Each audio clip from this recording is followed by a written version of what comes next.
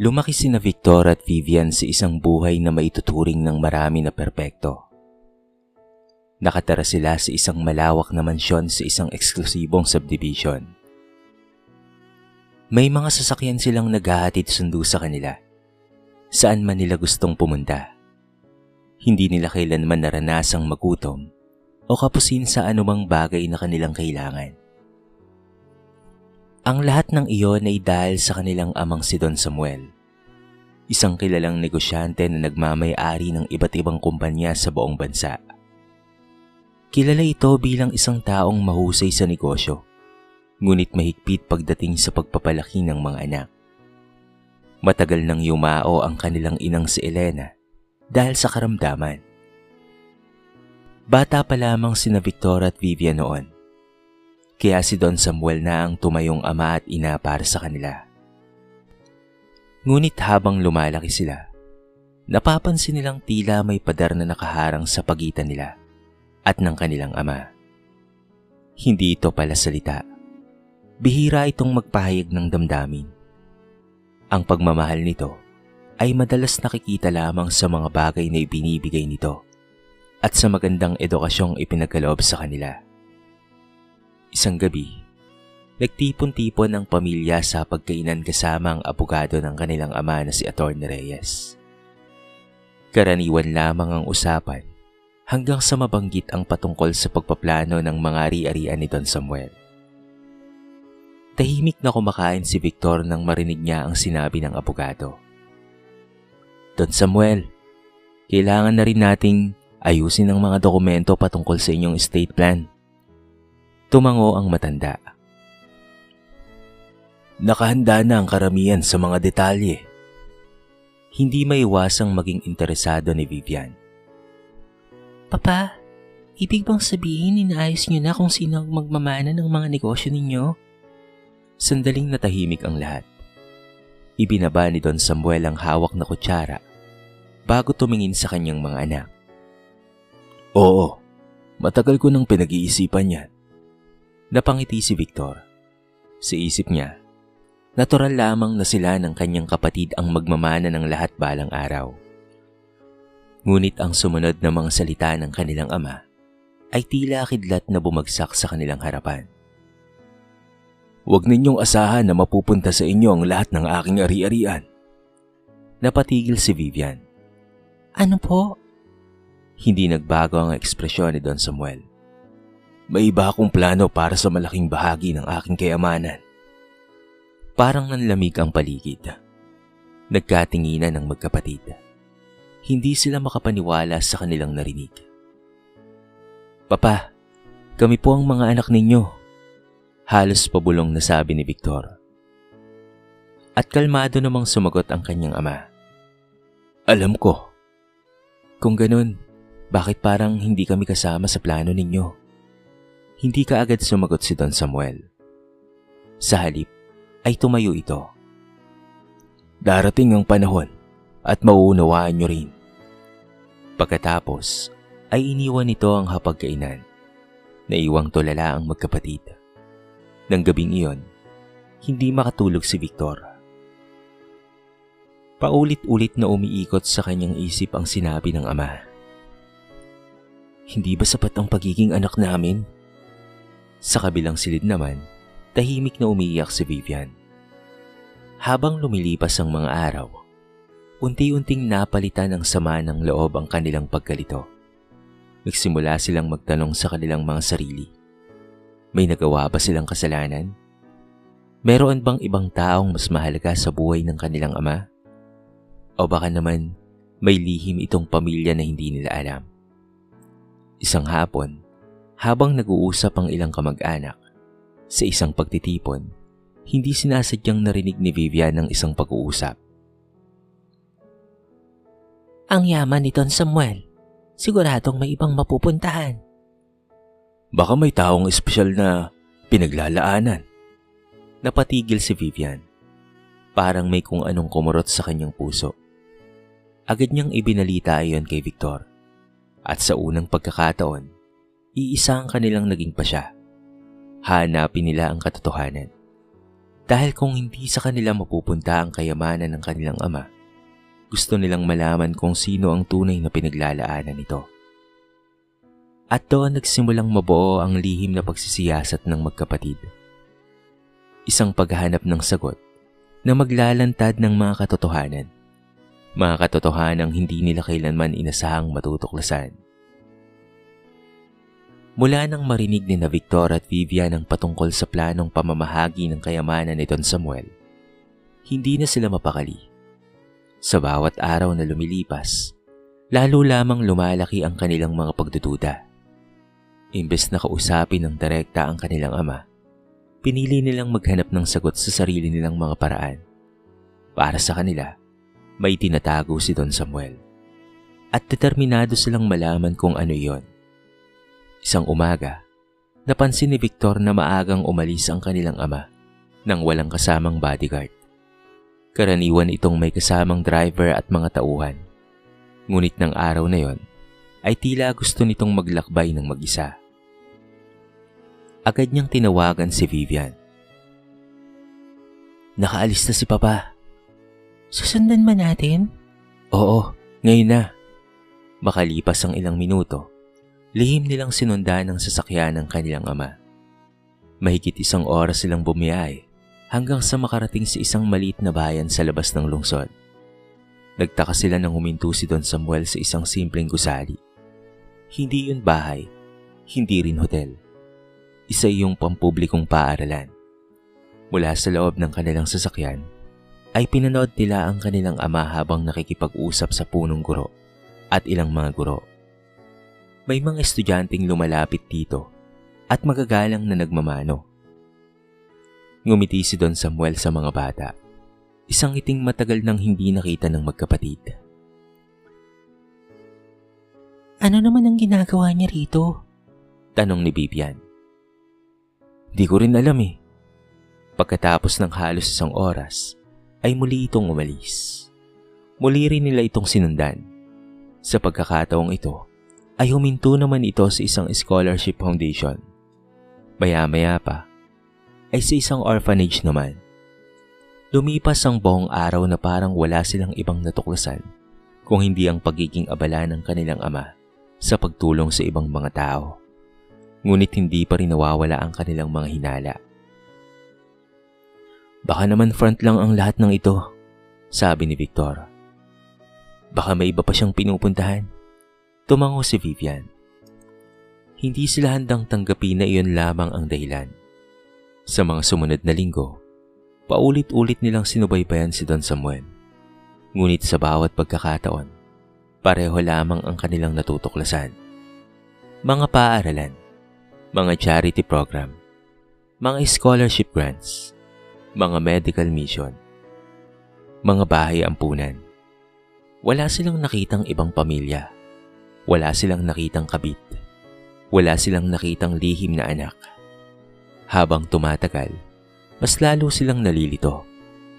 Isang gabi, hindi na napigilan ni Vivian ang kanyang sarili.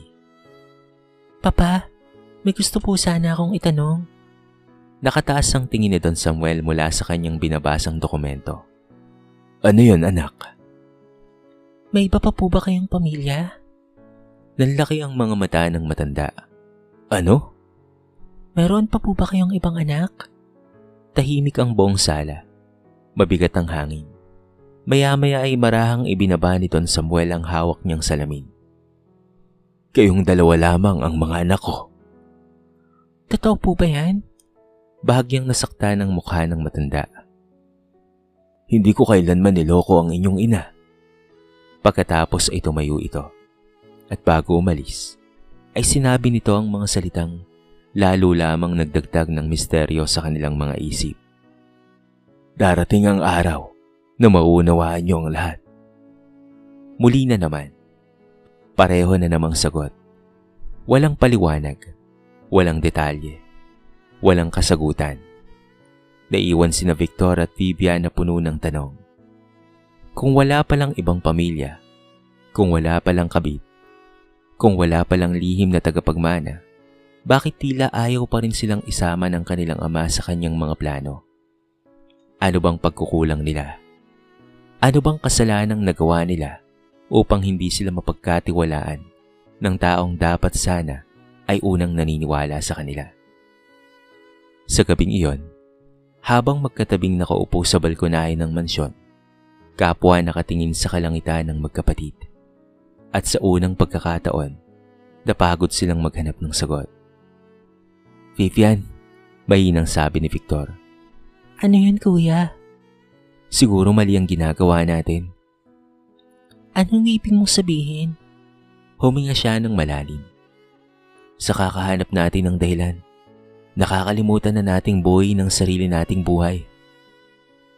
Hindi sumagot si Vivian, ngunit sa kanyang puso, alam niyang may katotohanan ang sinabi ng kanyang kapatid.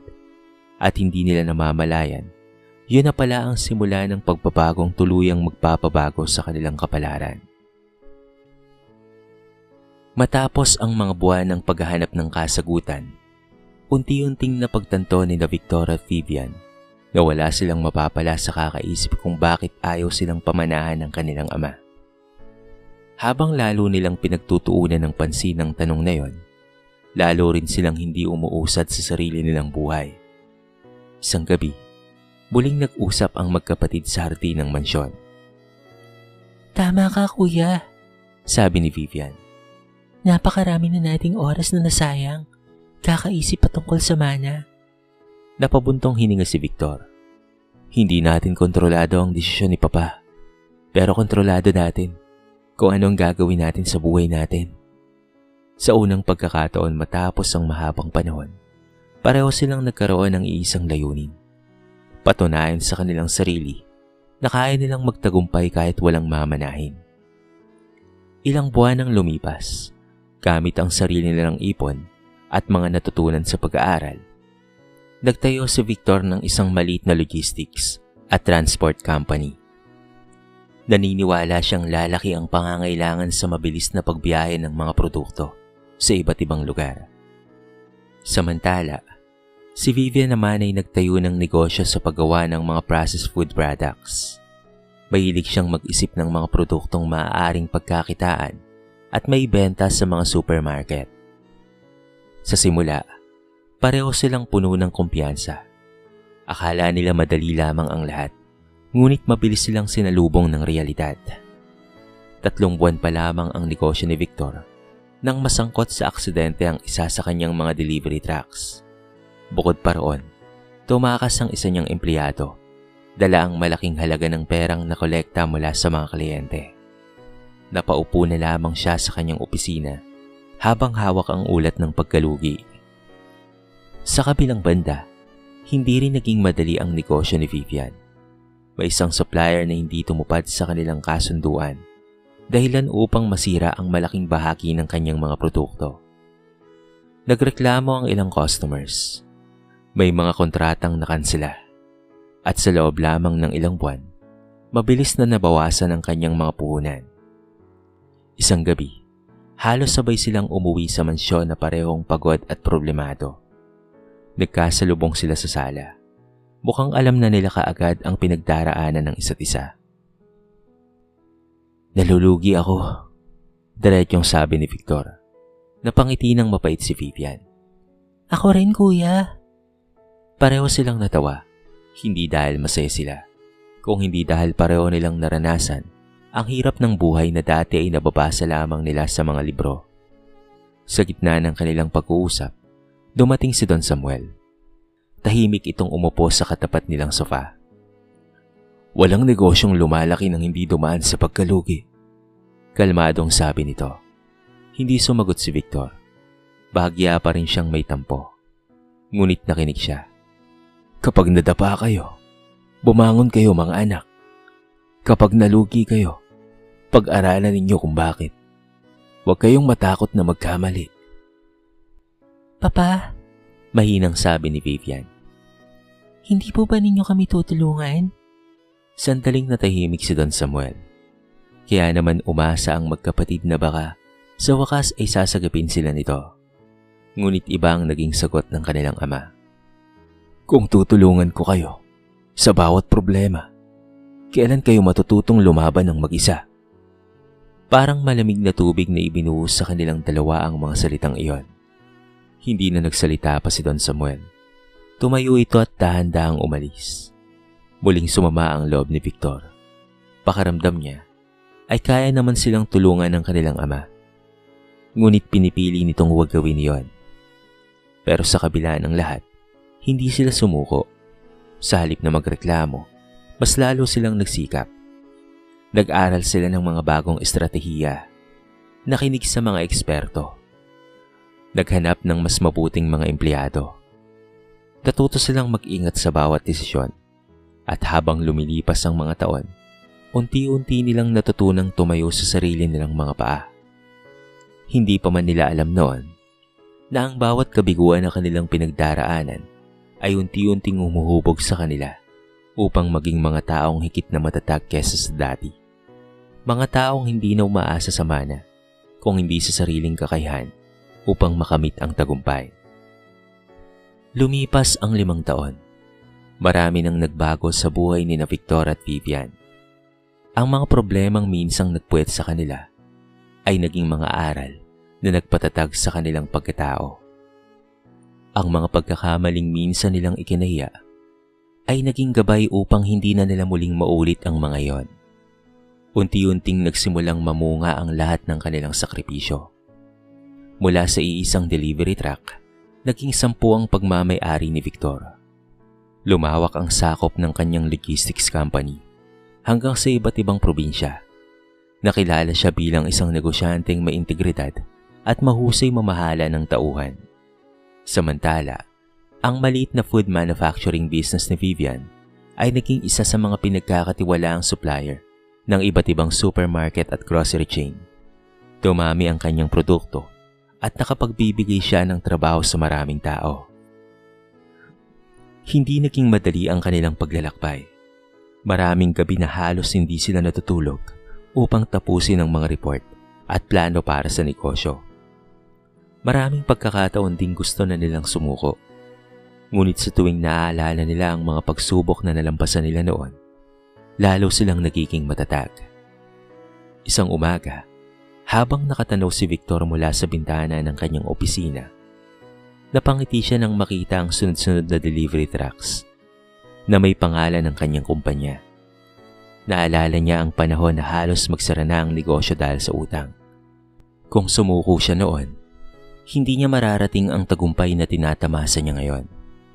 Sa kabilang banda, habang sinusuri ni Vivian ang buwanang kita ng kanyang kumpanya, hindi niya mapigilang mapaluha.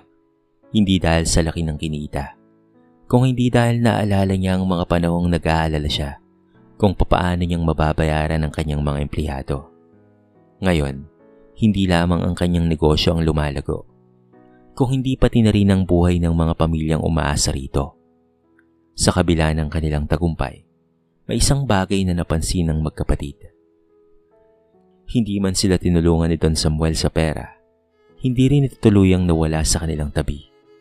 Tuwing may problema sila, lagi itong may simpleng payo. Kapag may maling desisyon silang nagawa, hindi ito naninisi. Sa halip, ay tinuturuan sila kung papaanong matuto mula rito. Unti-unti nilang naalala ang mga aral na paulit-ulit nitong sinasabi noong sila ay bata pa. Ang pera ay mawawala, mga anak. Ang pangalan ay kailangang ingatan. Ang tiwala ay mas mahalaga kaysa sa puhunan. Noon, parang karaniwan lamang ang mga salitang iyon. Ngunit ngayon, naiintindihan na nila ang halaga ng bawat aral. Isang gabi, nakita sina Victor at Vivian sa paborito nilang restaurant. Habang nag-uusap patungkol sa kanilang mga negosyo, napunta ang kanilang usapan sa kanilang ama. Naalala mo pa ba, kuya, kung gaano tayo nagalit kay Papa noon? Tanong ni Vivian. Napangiti si Victor. Paano ko naman makakalimutan yun? Hanggang ngayon, hindi pa rin niya sinasabi ang dahilan. Pero sa totoo lang, hindi ko na gaanong iniisip. Nagulat si Vivian. Bakit? Dahan-dahang humigop ng kape si Victor. Dahil ngayon, naiintindihan ko na kung gaano kahirap kumita ng pera. Tahimik na napaisip si Vivian. Marahil ay tama ang kanyang kapatid. Hindi man nila alam ang buong dahilan ng kanilang ama, pero unti-unti nang nawawala ang kanilang galit. Ilang linggo matapos ang pag-uusap na yon, parehong nagdiriwang ng malaking anibersaryo ang kanilang mga negosyo. Nagkaroon sila ng isang espesyal na ideya. Imbitahan natin si Papa, sabi ni Vivian. Ngumiti si Victor. Oo, kung tutuusin, malaking bahagi rin siya kung bakit tayo nakarating dito. Sa kauna-unahang pagkakataon matapos ang maraming taon, sabay silang nagtungo sa opisina ni Don Samuel. At nang personal lang iniabot ang imbitasyon sa kanilang ama, may kakaibang kislap silang nakita sa mga mata nito. Isang kislap ng pagmamalaki. Ngunit hindi nila alam na sa nalalapit na pagdiriwang, sa wakas ay maririnig na nila ang sagot sa tanong na matagal nang bumabagabag sa kanilang mga puso. Ang tanong kung bakit kailanman ay hindi sila pinangakuan ng mana ng kanilang sariling ama. Hanggang sa dumating ang araw ng pinakahihintay na pagdiriwang. Magkatuwang na inihanda ni na Victor at Vivian ang engrandeng anibersaryo ng kanilang mga negosyo. Dumalo ang kanilang mga empleyado, business partners, mga kaibigan, at ilang kilalang personalidad sa industriya. Punong-puno ng kasiyahan ang malaking function hall. Sa malaking entablado ay makikita ang mga larawan ng kanilang paglalakbay bilang mga negosyante. Mula sa kanilang mga simpleng simula hanggang sa tagumpay na tinatamasa nila ngayon. Habang pinapanood iyon ng mga bisita, hindi maiwasang mapuno ng emosyon ng magkapatid. Marami silang pinagdaanan bago makarating sa puntong iyon. At isa sa mga espesyal na panauhin sa gabing iyon ay si Don Samuel. Tahimik itong nakaupo sa harapan. Bagamat nagkakaedad na, makikita pa rin ang dignidad at otoridad sa kanyang tindig. Nang dumating ang bahagi ng programa para sa mga talumpati, isa-isang nagsalita ang mga business partners at mga kaibigan ng magkapatid. Lahat sila ay humanga sa sipag at determinasyon ni na Victor at Vivian. Ngunit ang pinakahihintay ng lahat ay ang mensahe ng kanilang ama. Nang tawagin ng kanyang pangalan, dahan-dahang tumayo si Don Samuel at lumakad papunta sa entablado. Tahimik ang buong bulwagan. Tila lahat ay nakikinig. Kinuha niya ang mikropono at sandaling pinagmasdan ng kanyang dalawang anak. Makikita sa kanyang mga mata ang pagmamahal na matagal nang hindi napapansin ni na Victor at Vivian. Magandang umaga sa inyong lahat. Nagpalakpakan ng mga bisita. Ngunit mabilis ring tumahimik upang makinig. Nakikita niyo ngayon ang dalawang matagumpay na negosyante. Tumingin siya kina Victor at Vivian. Ngunit ang hindi ninyo alam, dumaan sila sa mga kabiguan, pagkalugi, pagkakamali, at matitinding pagsubok bago nila marating ang kanilang kinalalagyan. Nagsimulang bumigat ang dibdib ng magkapatid. Parang may kung anong gustong sabihin ng kanilang ama na matagal na nilang hinihintay. Nagpatuloy si Don Samuel. May isang tanong na matagal nang nasa isip ng mga anak ko. Napatingin ang lahat kina Victor at Vivian. Kung bakit sa kabila ng lahat ng aking ari-arian, hindi ko sila pinangakuan ng mana. Biglang natahimik ang buong bulwagan. Maging ang magkapatid ay napatitig sa kanilang ama. Sa wakas, ito na ang sagot na matagal na nilang hinihintay. Huminga ng malalim si Don Samuel bago muling nagsalita. Marahil sa loob ng maraming taon, ay nakala nilang hindi ko sila mahal. Unti-unting napaluha si Vivian. Marahil ay iniisip nilang may iba akong pamilya o may ibang taong mas mahalaga sa akin. Napayuko naman si Victor dahil yun mismo ang mga bagay na minsan nilang pinaniwalaan. Ngunit umiling si Don Samuel. Walang araw na hindi ko minahal ang aking mga anak. Bahagyang nanginig ang kanyang tinig. Ngunit bilang isang ama, alam kong ang pinakamalaking pagkakamali na maaari kong gawin ay ang gawing mahina sila sa pamamagitan ng sobrang pag-aaruga. Tahimik ang lahat. Kung sinabi kong balang araw ay mapapasa kanila ang lahat ng aking kayamanan, Baka hindi nila matutunang magsikap. Baka umasa lang sila sa perang hindi nila pinaghirapan. Naramdaman ni Victor ang pagkirot ng kanyang dibdib. Bawat salitang lumalabas sa bibig ng kanilang ama ay tila direktang tumatama sa kanyang puso. Ang pinakamahalagang naibigay ko sa kanila ay hindi pera. Itinaas ni Don Samuel ang kanyang kamay. Kung hindi edukasyon, disiplina, mabuting pagpapalaki, at mga aral na magagamit nila habang buhay, lalo na sa kanilang mga negosyo. May mga bisitang napapahid ng luha. Nagpatuloy ang matanda. Ang perang minana ay maaaring maubos sa loob lamang ng ilang taon, tulad ng maraming pamilyang nagkawatak-watak dahil sa kayamanan. Ngunit ang karunungan, sipag at mabuting pangalan, maging ang diskarte sa buhay, ay kayamanan. Kayamanang hindi kailanman mananakaw o mauubos. Tuluyang napaluha sina Victor at Vivian. Sa unang pagkakataon, matapos ang maraming taon, naunawaan nila ang dahilan ng kanilang ama. Hindi sila pinagkaitan. Sa halip, inihahanda lamang pala sila nito upang maging matatag na mga taong kayang tumayo sa sarili nilang mga paa. Ngunit hindi pa roon nagtatapos ang lahat. Matapos punasan ng luha sa kanyang mga mata, muling nagsalita si Don Samuel. At ngayon, may isa pa akong bagay na nais ipaalam sa inyong lahat.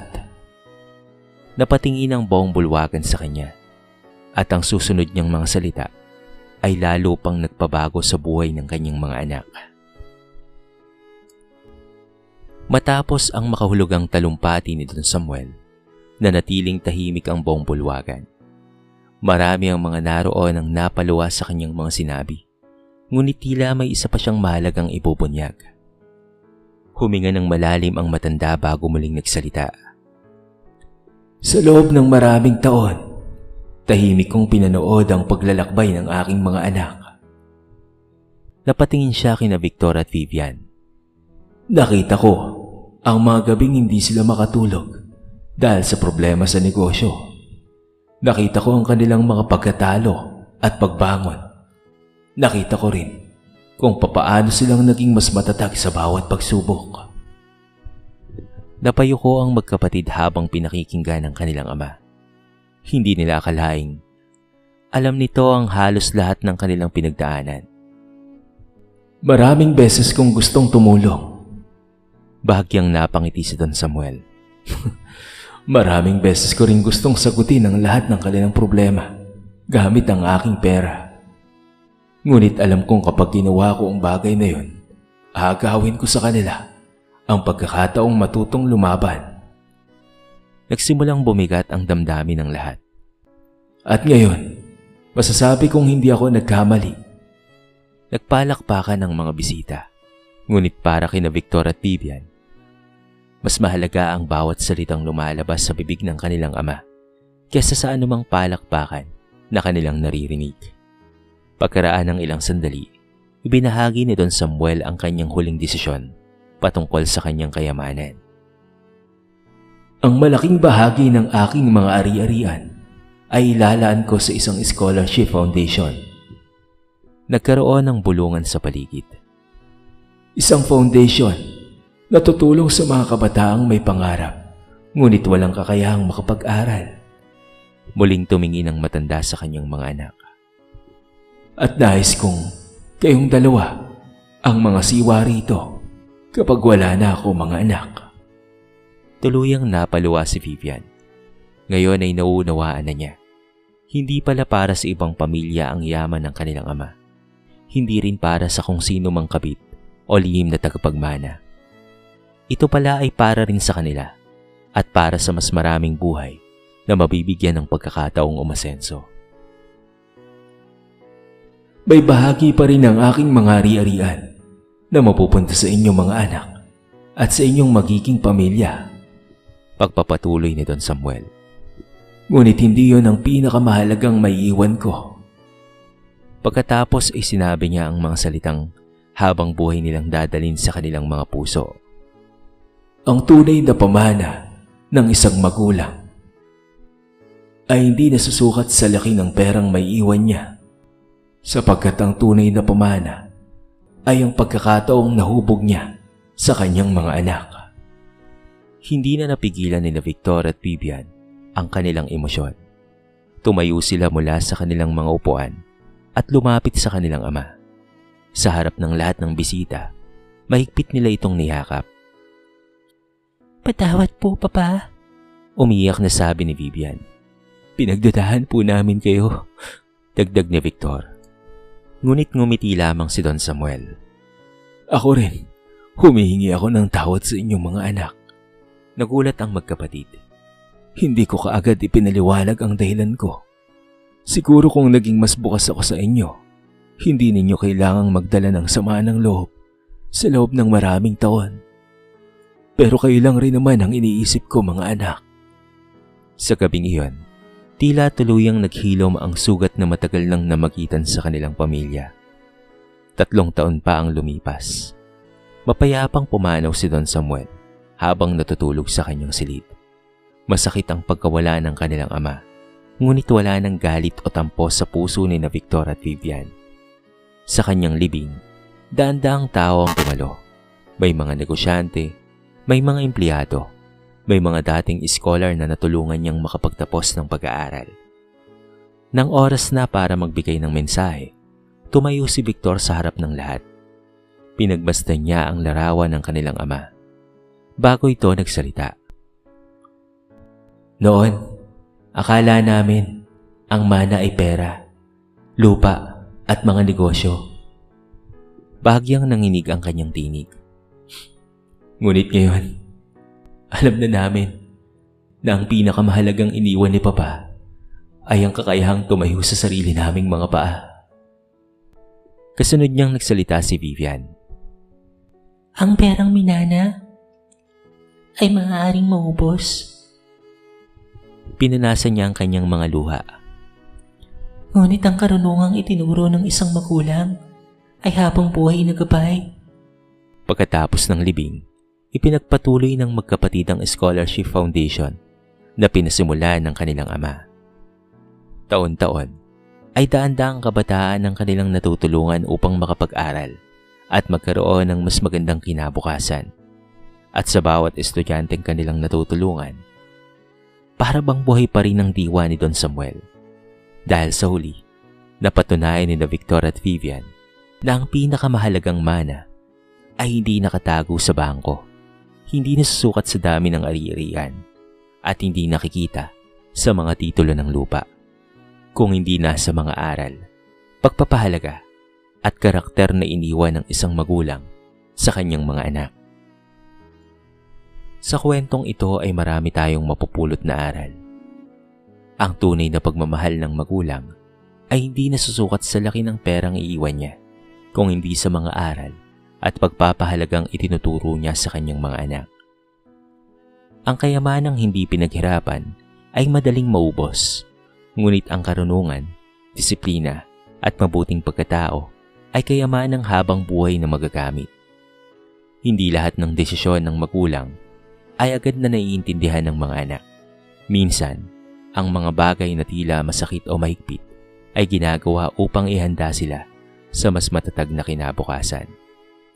Ang tagumpay na bunga ng sariling sipag at tiyaga ay mas mahalaga kaysa sa anumang mana na basta na lamang natanggap. Ang mga pagsubok, pagkabigo at pagkalugi ay hindi hadlang sa tagumpay, kung hindi sa mga aral na humuhubog sa pagkatao at kakayahan ng isang tao. Mahalaga ang bukas na komunikasyon sa loob ng pamilya upang maiwasan ang hindi pagkakaunawaan at sama ng loob. At ito ang pinakamensahe ng kwento. Ang pinakamahalagang mana na maiiwan ng isang magulang ay hindi pera o mga ari-arian, kung hindi ang kakayahang tumayo ng kanyang mga anak sa sarili nilang mga paa. Harapin ang buhay ng may tapang at maging mabuting tao saan man sila dalhin ng kanilang kapalaran. Dito na po nagtatapos ang ating mixing kwento sa araw na ito. Sana po ay nagustuhan nyo. at sana po ay kinapulutan nyo ng maraming aral. Kayo mga kabarangay, anong masasabi nyo sa ating kwento? I-comment nyo naman sa baba ang inyong mga reaksyon at babasahin natin ang lahat ng yan. I-comment nyo na rin kung taga saan kayo para naman malaman ko kung hanggang saan nakaabot ang video na ito. Paki-like and share na rin po ang ating kwento para mapakinggan rin ng iba. At kung bago ka pa lamang sa ating channel, baka naman pwedeng pakihit ang subscribe button at bell notification button para palagi kang updated sa mga bago nating upload na katulad nito. So paano mga kabarangay? Hanggang sa muli. Thank you so much and peace out.